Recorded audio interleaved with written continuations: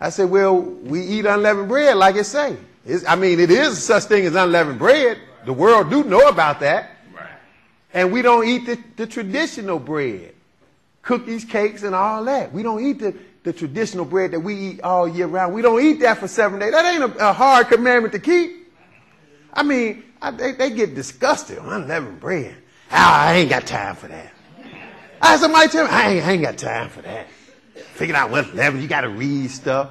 Then I turn around and tell them, I say, well, you got time to go get you a tree in December, though, don't you? See, it's what you make time for. It's what's important to you. But Satan didn't put it in your mind that what God is saying in the Holy Bible that you walking around with for sure don't matter. So, again, read 23:1. Go ahead. And the Lord spake unto Moses, saying, Speak unto the children of Israel, and say unto them concerning the feast of the Lord. See, now look, the Lord told Moses, so don't let nobody tell you that's the Mosaic law like Moses made something up. God himself told Moses this, to tell the children of Israel, to say unto them concerning the feast of the Lord. These are his feasts. Go ahead. Which he shall proclaim to be holy convocation. He didn't say make up your own holy convocation and go to Memphis to celebrate it, did he? He said you proclaim the ones I'm getting ready to tell you about as holy convocations, and God do not change, brothers and sisters. God is saying this. Go ahead. Even these are my feasts. These are God's feasts, not the Jews. See, he gave them to Israel, but he gave everything to Israel.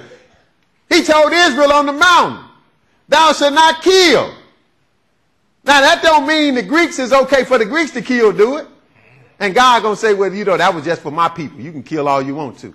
No, he gave it all to Israel. But anybody that's going to be a worshiper of God, they're going to follow all that he gave to Israel. That's why Jesus said salvation is of the Jews. Right. It all was given to Israel. But it is for everybody that want to serve the true and living God. So he said, look, these are the feasts of the Lord, which you proclaim to be holy convocation. Even these are my feasts. These are holy occasions. And you cannot change what God has said is holy, brothers and sisters. Right. You can't change it. Verse 3. 6 days shall work be done, but the seventh day is the Sabbath of rest and holy convocation. You shall do no work therein. It is the Sabbath of the Lord in all your dwellings. See, now, first thing he said, he mentioned a weekly Sabbath. He gave you the regular occasion where you get together to recognize God. Every seventh day. He gave you that first. He says 6 days shall work be done, but the seventh day is the Sabbath of rest and holy convocation. So again, it's no coincidence that we still got 7 days. So we can still do this, but again, Satan done put it in people's minds that what God said don't matter.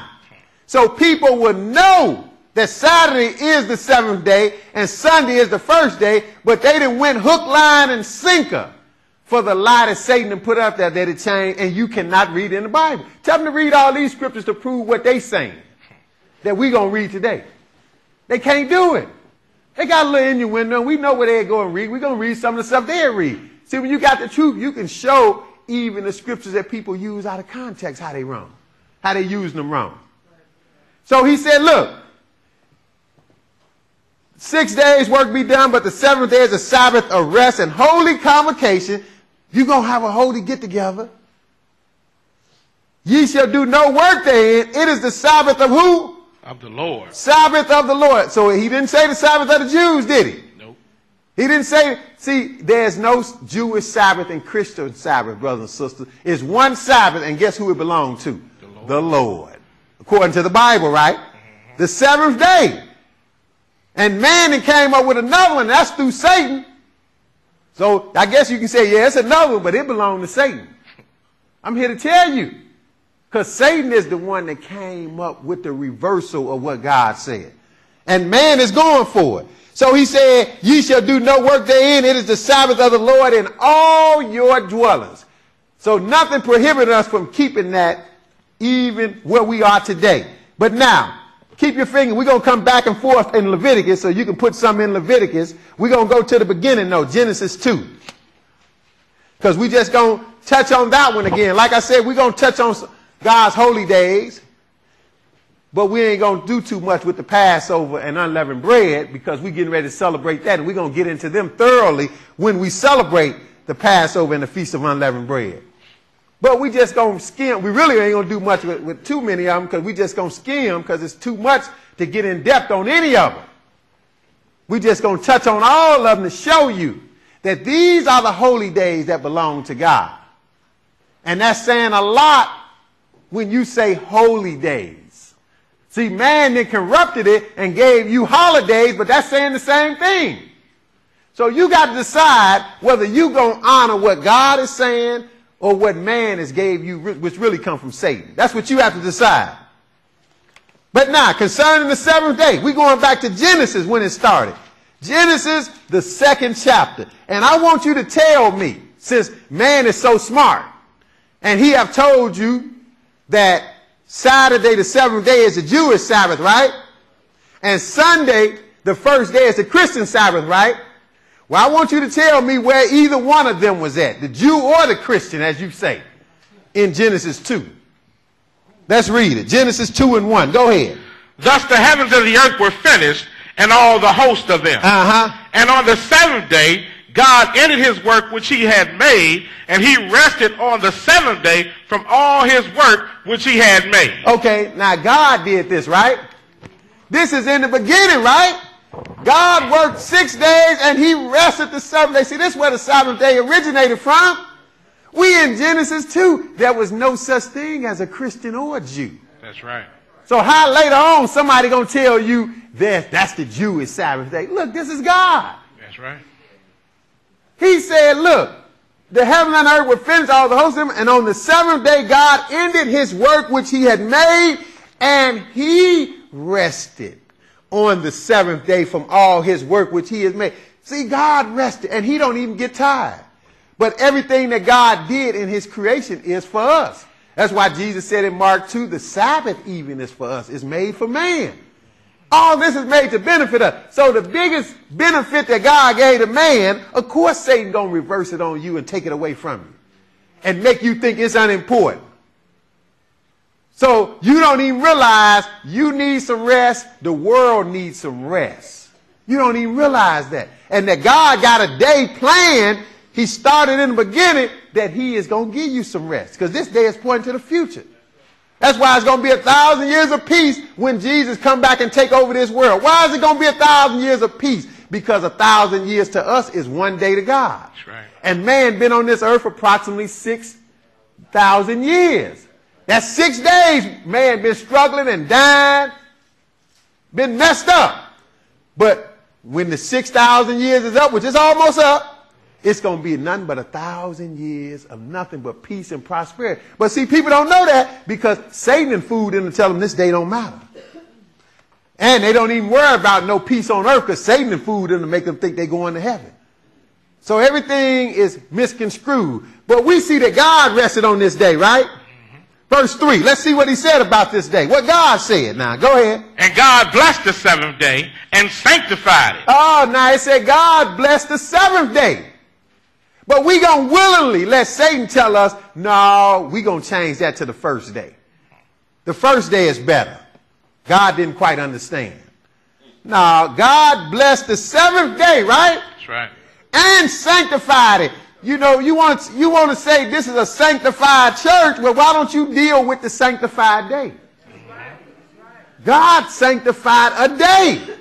See, and again, people going to read Romans 14. Romans 14 could not change this because God is the one that sanctified and blessed the day and esteemed the day. He did it. So Paul wasn't even attempting to change this. He was speaking of people judging people on general terms. But now God blessed the 7th day and sanctified. Sanctified means set apart. He made it special from the other 6 days, brothers and sisters. Go ahead. Because that in it he had rested from all his work which God created and made. See, and there was no Jew or no Christian. There's not a Sabbath day for either one of them. It's one Sabbath day for all. Now, but again, let's go quickly to the New Testament, Luke 4. Because a lot, again, people say, see, they just reading that Old Testament. No, we read the whole Bible. We read about the Passover in Leviticus 23, but then we read about it in Luke 22 where Jesus said with desire, he have desire to observe the Passover, to eat the Passover. And he going to do it in the kingdom of God. That's the next time he going to keep the Passover in the kingdom of God, which lets you know it's good permanently. Because what God set up, it's good for the duration. But we believe what Satan said, that it's done away with or changed. Luke 4. Let's just see what Jesus did concerning the weekly Sabbath, which is the first holy day that God mentioned. Then later on, he got into the annual ones, starting with the Passover and unleavened bread. But Luke 4. Huh?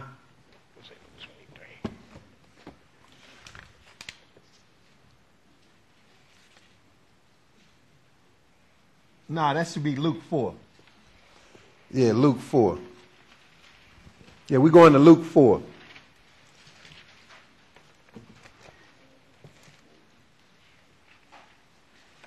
Luke 4.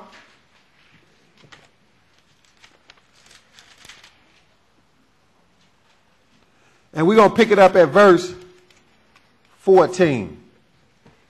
Luke 4 and verse 14. Okay, go ahead.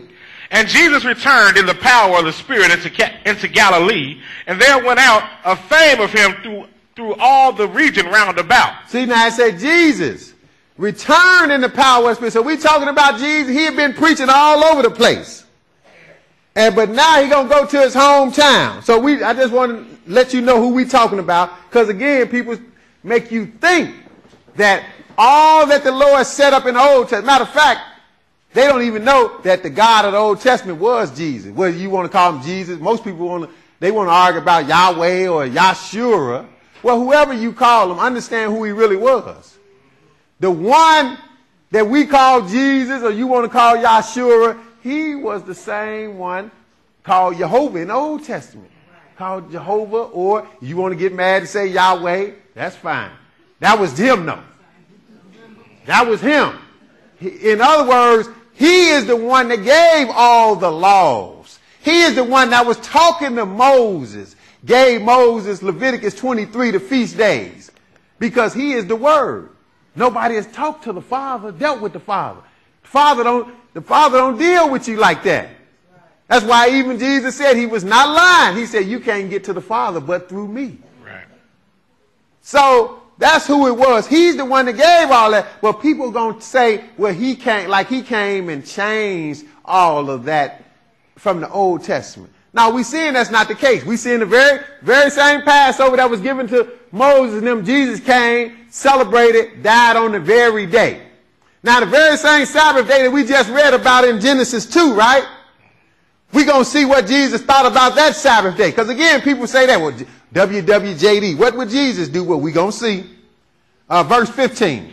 And he taught in their synagogues, being glorified of all. Well, one thing he would do, he would teach, right? He wouldn't just preach a sermon without giving you understanding. That's what teaching is about. You're going to get some knowledge and understanding. So it said he taught. See, we think preaching is putting on a show. Now, preaching is teaching. He taught in their synagogues, being glorified of all. That's what Jesus would do. That's what he did. What else did he do? And he came to Nazareth, where he had been brought up. And as his custom was, he went into the synagogue on the Sabbath day and stood up for to read. WWJD, go into the synagogue on the Sabbath day. On a regular basis, brothers and sisters, not just once in a while. The Bible told us in the New Testament that was his custom, right? That's right. As his custom was, he did that. So he did it on a regular basis. Why? Because he had already said, that was even one of the 10 Commandments. We didn't read it. We read it in Leviticus 23. He said, you have a holy convocation on the 7th day. It's the Sabbath of who? The Lord, right? That's right. In all your dwellings. We took it back to Genesis where God himself introduced it and rested on that day at the beginning. There was no difference. There was no Jew or Gentile in Genesis 2. So how somebody going to tell us later it became the Jews' Sabbath and this one is the Christian? See, they just tell you all these little lies. Tell them to read that to you out the Bible.